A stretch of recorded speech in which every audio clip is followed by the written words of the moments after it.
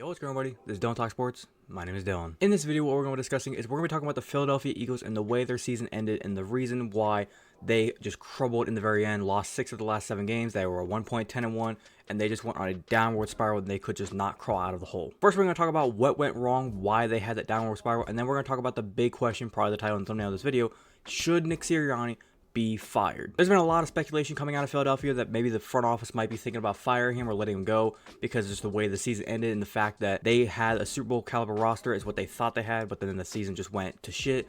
People are going to be questioning, was it because of the coordinators that left in the offseason? Were they the only reason they even went to the Super Bowl and Sirianni was just a puppet at this point? There's a lot of different words that were thrown around as to why he should be fired. So what I'm going to do, like I said, is I'm going to kind of talk about how the season went to shit at the very end of the year. We're going to talk about the coordinators that left, Shane Steichen and Gannon. Mike Gannon, I believe, was the name. We're going to talk about them and what they've been doing in their other teams, and then kind of how it impacted the way of the Philadelphia Eagles from last year compared to this year. And then by the end, I'm going to give pretty much my full opinion on, do I think Sirianni should be fired? And I'm going to just go ahead and say it now. I don't think so, but maybe I'll talk myself into it by the end of the video. So without further ado, if you're going to enjoy, as always, make sure you go and drop a like on today's video. Be very much appreciated if you do so. And without further ado, let's get into it.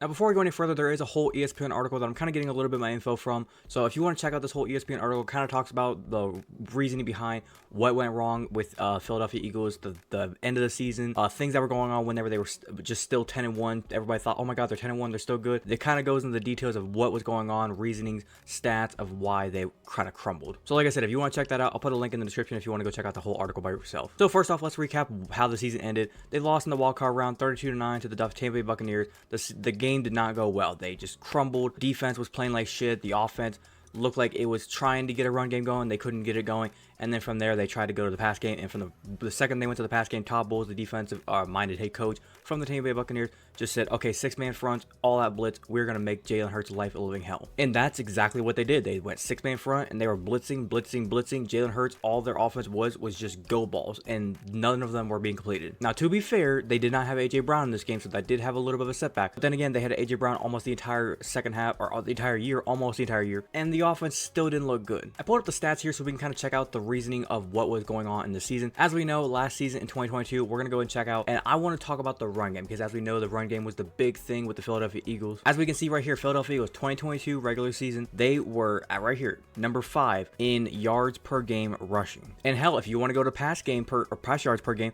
let's see, 1, 2, 3, 4, 5, 6, 7, 8, 9, 9th overall. Like, they're still a good pass run team, but with them being top 5 in the run, it makes it obvious that their offense was clearly dominant. Now let's go ahead and go to the 2023 season, and let's go to the 2023 regular season, and let's see. Philadelphia Eagles, where are you? Okay, there you are. They are 16th in the league down here in pass yards per game. Not good, not bad. Average, literally middle of the pack. Let's go to the running per game. 1, 2, 3, 4, 5, 6, 7, 8. So you're still kind of up there, but as we can see from the last number, if you remember, but the Philadelphia Eagles were about, I think, 138, 139 yards per game. This year, they're about 128. So they're kind of come down a little bit. And I'll even give you the quick refresher. Let's see.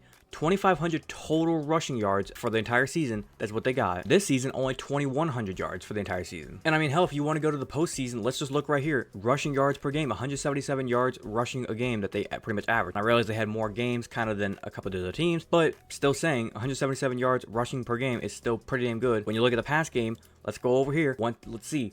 Where was their offense with passing? Not that much, because why? They were a running football team. Now let's scroll over to the defense. The thing with the defense was last year they were dominant. They just controlled the flow of the game. They were able to get sacks. They were able to get tackles. They were able to pass breakups, interceptions. They were good at this stuff. Like hell, you want to look at last season right here. Yards allowed a game, 301. Literally 1 yard, 0.9 yards less or more than the San Francisco 49ers, who had the #1 defense last year in yards a game. They were top 10 in points allowed per game with 20.2. And let's look right here, 179.8 yards passing per game. They shut down the ball when it got in the air. Now let's go over to 2023. As we can see, it's right there, 2023 regular season. And we're going to passing yards a game. Let's go to the very bottom. They are near dead fucking last with 252 passing yards a game they're allowing. And that has to do with their secondary is trash and their tackling is trash. Now the rush defense isn't that bad. Some people have said the rush defense is just as bad as pass offense. Not that much. they're allowing about 100 yards a game, which isn't the best, but I mean, when you think about it, some of the better teams, I guess you could say the better teams, are allowing about 80 to 90 yards a game. But now that's all the way. I want to kind of discuss the main obvious points. The defensive secondary, that can be explained with, let's see, didn't C.J.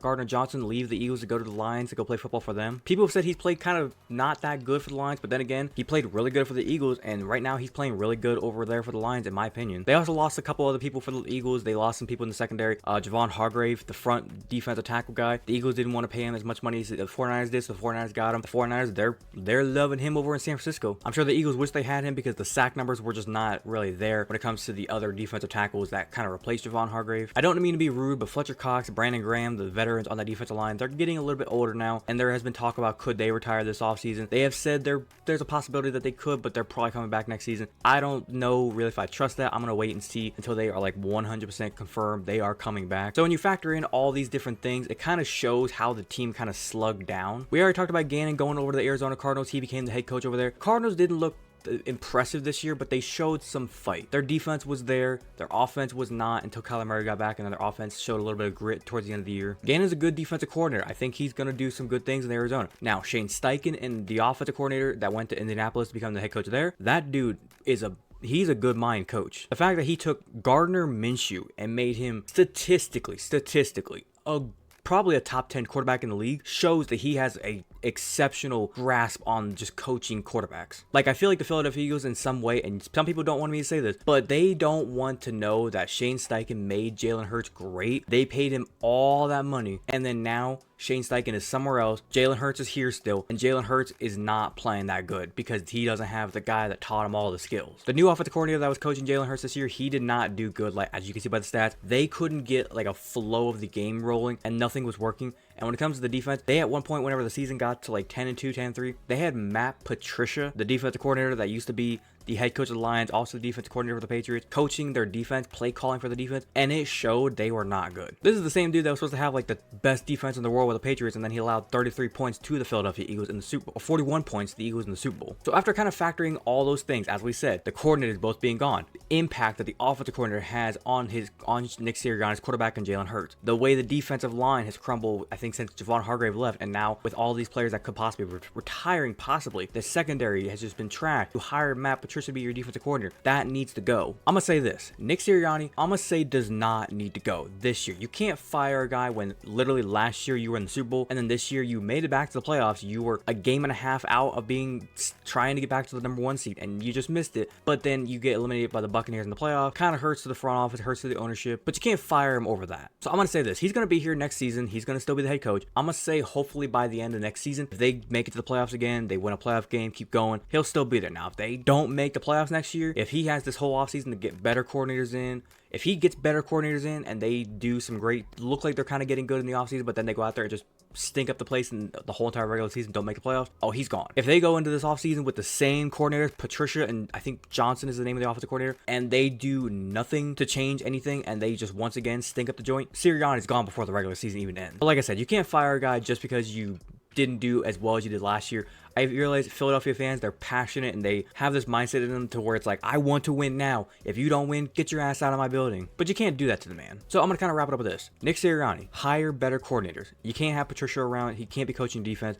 And you can't have Johnson being your offensive coordinator. I'm surprised Johnson is even getting head coaching opportunities right now. Apparently, he's been already interviewing or going to be getting interviews with the Titans and the Falcons and I think the Panthers. How the fuck is that happening? But if that happens and he goes somewhere else to coach, please take him. I think it's what Philadelphia fans are going to say. If Sirianni can get better coordinators in there and he can, I think, fix the defensive secondary going into next season, I think they'll play better. And then once again, just keep your core pieces, keep Jalen Hurts, keep AJ Brown, keep Devontae Smith, keep Goddard. The offense skill players I think are still good. That offensive line is going to take a beating because Jason Kelce, the great all-pro, Pro Bowl Kelce, he's retiring. He's already confirmed it. He's not coming back. He's done. So now you also have to fill in your center spot. It's going to be a lot to do in the offseason, but I think Sirianni can take care of it. So with my final opinion, I'm going to say this. He's not going anywhere. He'll be here next year. But like I said a minute ago, if he doesn't fix things and they miss the playoffs next year, his ass is getting the boot. But other than that, that's going to do it for today's video. Hopefully you guys did go on to enjoy today's video. If you did enjoy, as always, make sure you go and drop a like on today's video. Be very much appreciative if you do so. If you want to watch the entirety of today's video, thank you very much, and you want to leave your opinion on the whole thing with Nick Sirianni, if you think he should be fired, not fired, leave a comment down below on what you think is going to happen with the whole thing. If you think he should fire his coordinators, if you think he should hire better coordinators, if you think Jalen Hurts played okay this year. It's just Shane Steichen is kind of impacting him. Like I said, leave your opinion down in the comment section. If you're a brand new to the channel and you want to go and hit that big red subscribe button, feel free to do so, and do not forget to hit that little notification bell to be notified the second I post. But without further ado, this has been Donald Talk Sports. Have a great rest of your day. Peace.